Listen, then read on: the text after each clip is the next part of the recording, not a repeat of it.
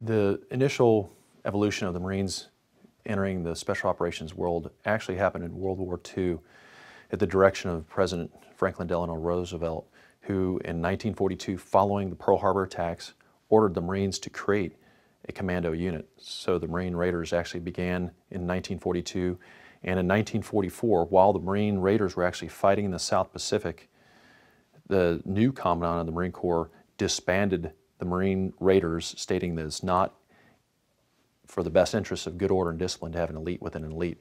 So we fast forward to 62 years, then we look at Secretary of Defense Donald Rumsfeld. He had been Secretary of Defense once before, following the tail end of Vietnam from 75 to 77, and he had seen the benefits of SEALs, Green Berets, Marine reconnaissance teams, and he saw this as a huge advantage for the U.S. military in the war on terror. So in 2005, he ordered the Marine Corps, again, the Marine Corps shall start up a actual tactical unit. So the Marine Corps had resisted at the inception of the Special Operations Command in 1987, and they were ordered a second time to do it in 2005.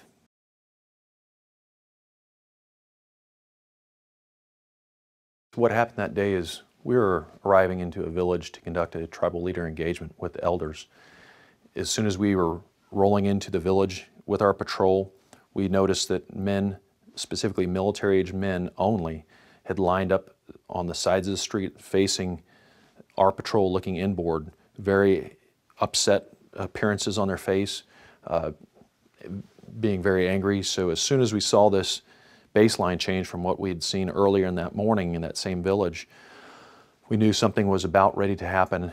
I announced that in our vehicle. Then we immediately were hit with a car bomb, a very large car bomb which was filled with fuel that impacted against our second vehicle. It detonated about 5 feet from that vehicle 2 in our convoy. It knocked the Marine sergeant who was manning the turret gun in that vehicle down. He was actually on fire very briefly until he extinguished himself.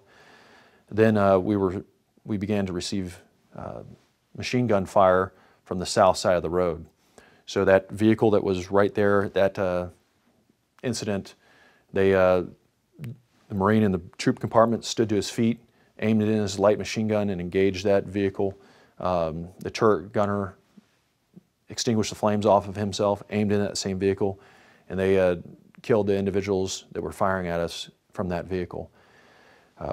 Myself and the other officer, we were communicating with voice messages and data messages to our higher headquarters, letting them know the situation, that we had contact. We were blown up by a car bomb.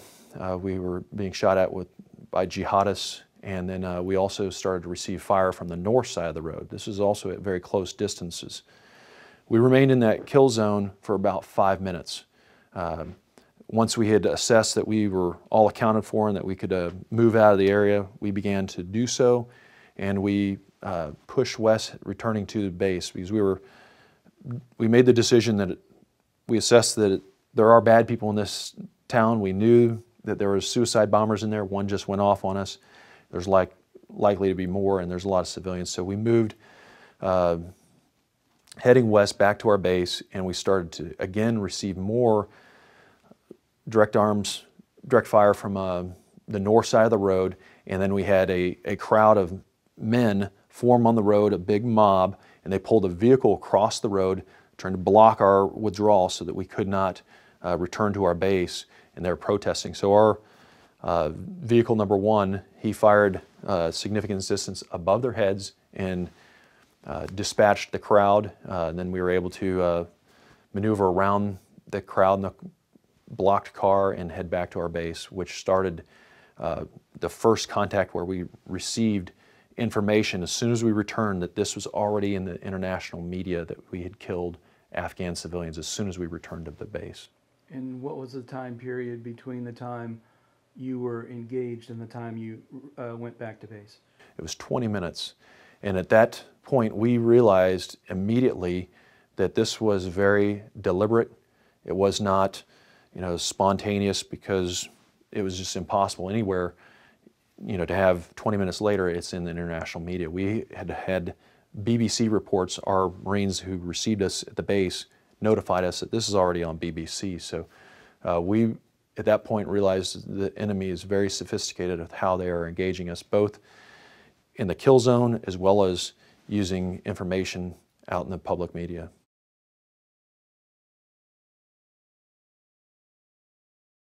They were managing the perception in the international media that we killed civilians, which the highest toll had led up to that we killed 19 civilians, wounded 50 additional civilians, and among them were almost entirely small infants, little children, women, and elderly, which was completely false. None of which you had actually witnessed at the scene itself. No, the 30 Marines and corpsmen, as well as the Afghan interpreter that were on our patrol, all testified that they did not see any civilians killed. I even reinforced that with a polygraph taken by the president of the American Polygraph Association, which I submitted prior to the court of inquiry. The most relevant question was, did I see any Afghan civilians killed? And the answer was no, and there was no deception indicated. That polygraph was also verified by 2 states' bureaus of investigation, showing no deception indicated. So the convening authority knew, not just from the testimonies of the Marines, but from a polygraph, which is admissible, and it was admissible in the court of inquiry, that we had not killed any Afghan civilians or wounded any, according to our testimonies.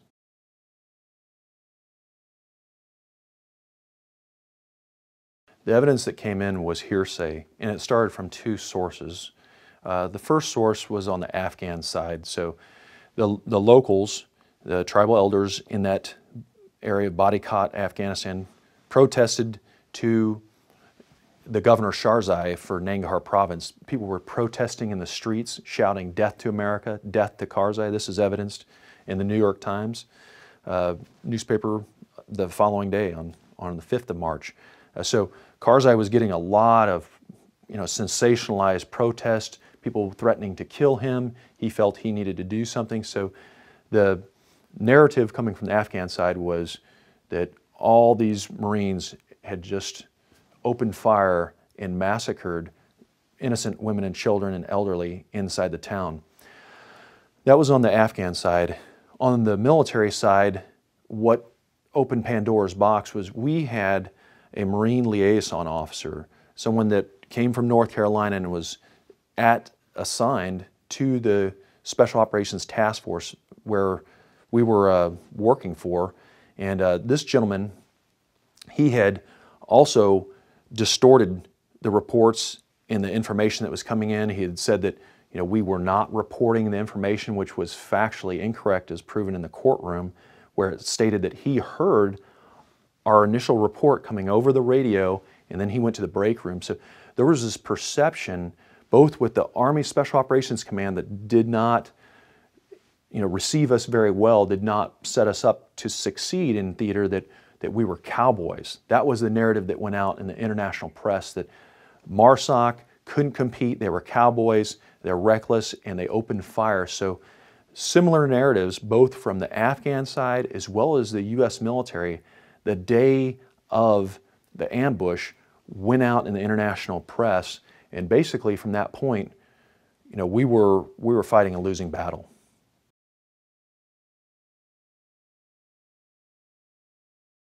When you have the president of Afghanistan and then you have your own Marine Special Operations Liaison Officer pushing this narrative out that we did kill civilians, and that's what's being picked up in the press, we also, those words from our Marine Special Operations Liaison had influenced the Army Special Forces colonel that we worked for, his boss back in Tampa, the 2-star Army Special Forces general, as well as our 2-star general, who, as soon as we were kicked out of Afghanistan, myself and 7 others who we flew back to the United States, what was pushed out in the mainstream media by our commanding general, who, while there was a criminal investigation going on, he went up and testified to a Senate committee, and Congressman Adam Smith from Washington State said there's enough information in these reports to show that this is at a minimum excessive force. So here you have a congressman that's on the Senate Intelligence Committee, stating this to the press, to the large media sources. Our commanding general testified during a criminal investigation in that hearing.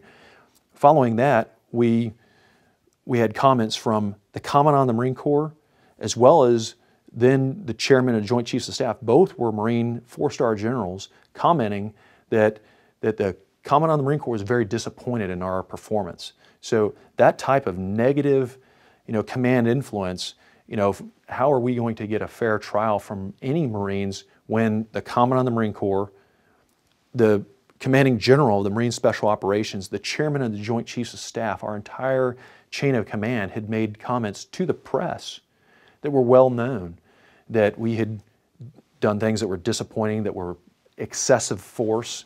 And then we had an Army colonel that was the battle space commander in that area, made very unprecedented public comments to the Pentagon press corps. Many writers that were there, such as Reuters, captured his comments where he stated that this was a stain on our honor, that it was a terrible, terrible mistake, and he apologized. So this man now is a 3-star general about ready to pin on his 4th star and take over all forces in Afghanistan.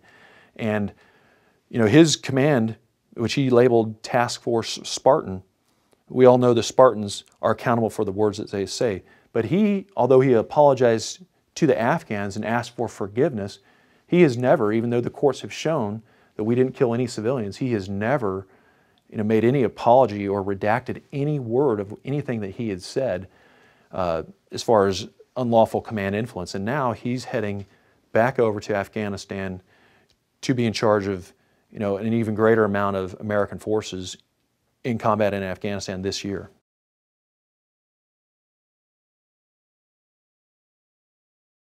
The investigation led to interrogations. These type of proceedings have horrible outcomes, whether you're innocent or you're guilty. We were exonerated. However, when you have 45 criminal investigators who are investigating a case like this, and you, as this young sergeant had a family, this led to extreme pressure and turmoil inside that family that led to the dissolution of his marriage, and then 3 of the 4 marriages of the 7 of us who were named in that preliminary investigation, stating that there was negligent homicide that had occurred. A trial such as this that went on for 3.5 weeks in the courtroom following this 9-month investigation, the attorney's fees for those are extraordinarily expensive, that a young sergeant, non-commissioned officers in the Marine Corps do not typically have the financial wherewithal to go out and hire attorneys for capital offenses. That is something that added to the stress and strain on their marriages. Also, one of the individuals who was on trial with me, he ended up being diagnosed with cancer, where he fought and won, but he received chemotherapy, surgery. The senior enlisted that was right next to me, the senior enlisted Marine on that mission, he was also medically retired due to contracting diabetes during this trial. So this had horrible stress financially, as well as due to marriages, health, and then since then, being able to be employed. 3 out of the 4 of us ran into very difficult challenges of being unemployed and underemployed, which still impacts us to this day.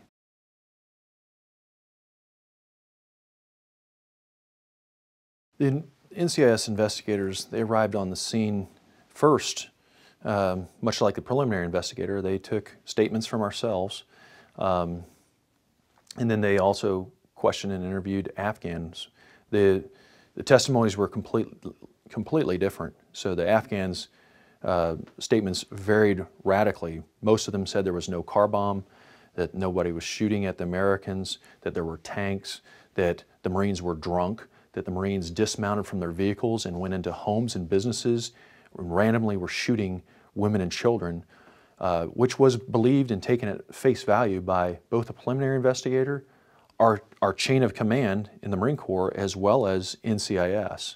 The 30 Marines and corpsmen, as well as the Afghan interpreter who were on the patrol, all stated the same sequence of events. However, how you were sitting in a vehicle, your view from where you sat was different if you're in the turret or in the driver's seat or if you're in a rear compartment.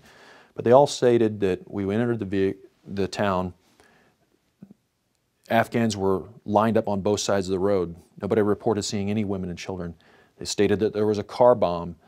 There was an independent witness, a non-governmental organizational worker that was working there and reported the same thing and actually provided photographic evidence of the car bomb and corroborated the gunfire that this individual heard being exchanged with our patrol.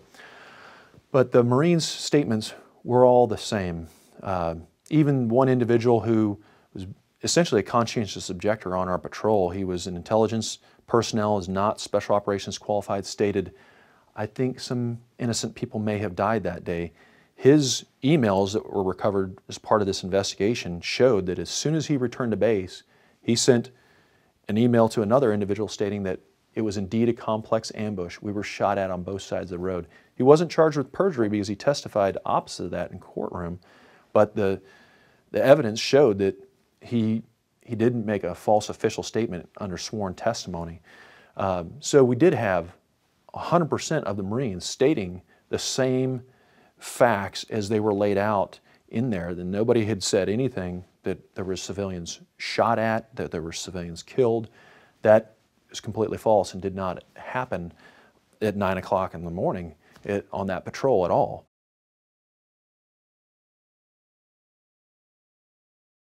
When you talk about evidence, what did lack is the Afghans. They had, the Afghan National Police actually arrived on the scene. U.S. Army military police immediately arrived on the scene as well. They went there to collect evidence, much as did the preliminary investigator and NCIS afterwards. There has never to this day been a drop of blood that was recovered, a body, a garment of someone who had died, a photograph of anyone who had died. There was not a bullet that was recovered. There was brass recovered from that, which it was interesting that this evidence was collected by the 66th Military Police Unit that was immediately on the scene after this had occurred. These are U.S. Army military trained, professionally trained as military policemen. They collected this evidence, and then the day before the Naval Criminal Investigative Services showed up, as they put in their investigative reports, that bag of brass, that evidence, was thrown into the burn pit and destroyed the day before the criminal investigators showed up. So the only evidence that ever existed was a bag of brass that was destroyed by Army personnel, which is a crime to destroy evidence, especially if you're a trained military police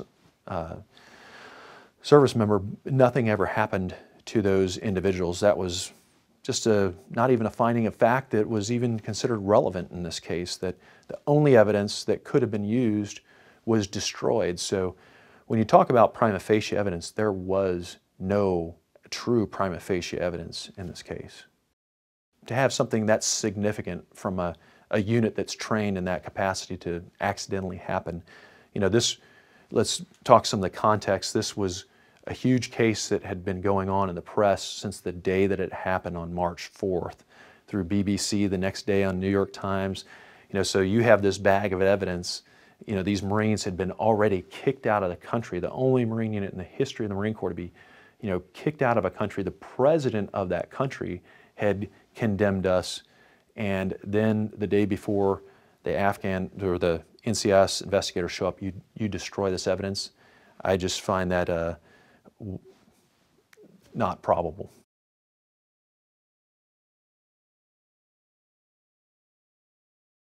The 7 of us who were named in that investigation had very devastating effects on our lives. Our immediate families, those who were married, you know, 3 out of the 4 of us, you know, have since been divorced. Men who had, you know, wives, children, you know, their families shattered, finances destroyed. The emotional and professional consequence of, you know, there is no recourse of being falsely alleged. There's no way to be compensated, or you just return to work. And when you return to work, the stigma was that we did get away with murder. That was going across throughout the command at the Marine Special Operations Command and throughout the entire Department of Defense. And I continually received comments from people saying, "How many people did you guys actually kill?" how many civilians did he kill? The completely false narrative still continued to exist within the military because of those terms, those weak words that were used and still are used to this day by the military. They acted appropriately. A similar case that had not even gone to a court, which had gone through a process called an Article 32 hearing. It's just a hearing that had been adjudicated the year before by the convening authority of that same command, Marine Central Command. The previous commander, Lieutenant General Mattis, had ended the case for two Marines, Captain Stone and Lance Corporal Sherratt, by stating that in his eyes and in the eyes of the law, those Marines are innocent. And that's what we have asked for, but because that type of a verdict has never happened, throughout the civilian world and the media, to this day, we have the perception that's printed in the media, as most recently as January 2015, that we killed civilians. That's going on continuously, and that's why it is important for us to get the word out to straighten the record.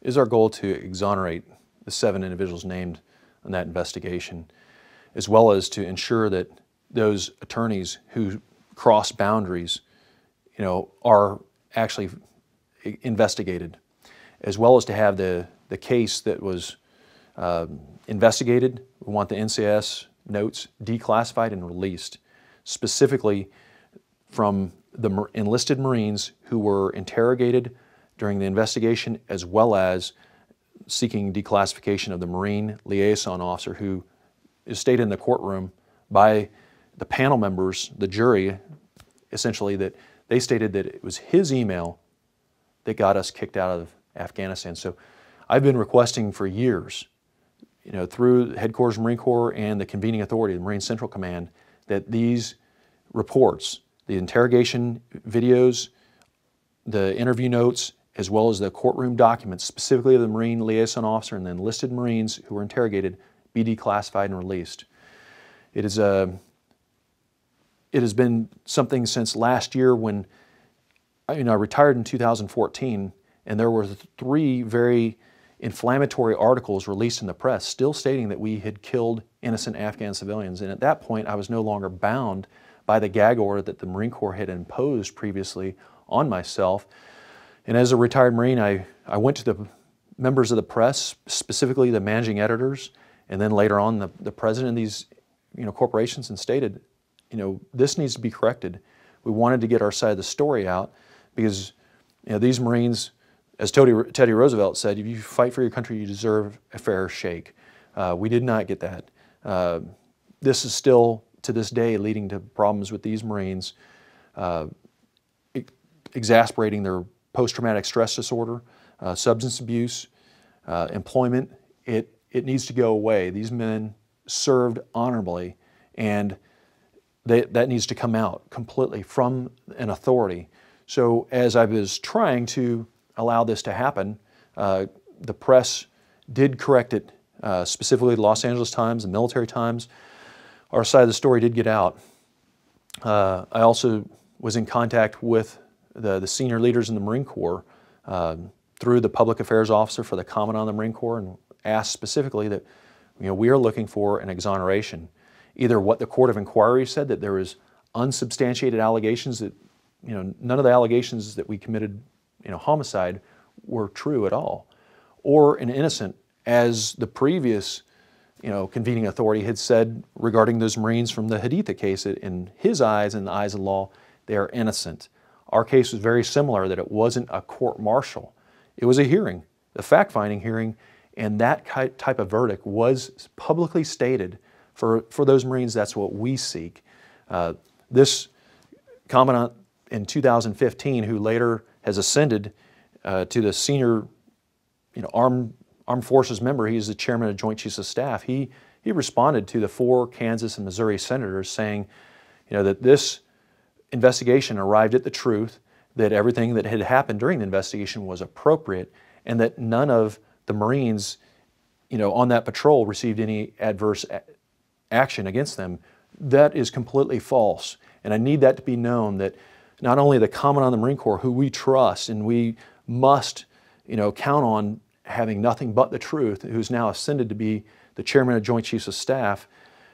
What had gone on, our Marines were interrogated. They stated publicly this last year on national television twice that Marines interrogated them, Marine officers. That violates the JAG instruction. They've also stated that one of them had his family threatened to be deported to Mexico unless he signed their statement. The Marines have stated that from 2007 until this last year. They have never changed what they have stated. And that, to me, is exactly opposite of what the Commandant of the Marine Corps, who has said that everything that had been involved in this investigation was appropriate, and that nobody had received any adverse action. Myself, the other co-defendant, as well as the senior enlisted, all had adverse information put into our records which terminated our military careers. So it's not about us, but it is about getting to the truth, which, the Commandant's response, now Chairman of Joint Chiefs of Staff, what he stated to these 4 U.S. senators from here in Kansas and Missouri, that is not accurate at all. And what is the truth needs to be fully revealed. It needs to be publicly stated by the authorities that we didn't kill any Afghan civilians. He stated that his staff judge advocate will look into this case. And his staff judge advocate responded to me 6 months later, here in January 2016, by stating that he interviewed the attorneys that were involved in this case, and he found nothing, and he closed their case. He took their word at face value without interviewing a single Marine who was a witness, who was interrogated. None of us have been questioned at all, so he just takes the accused word wholly at face value without any further investigation, closes the case. That type of abuse of authority, not even uncovering it after 6 months and stating these are the results, that is something that must be corrected.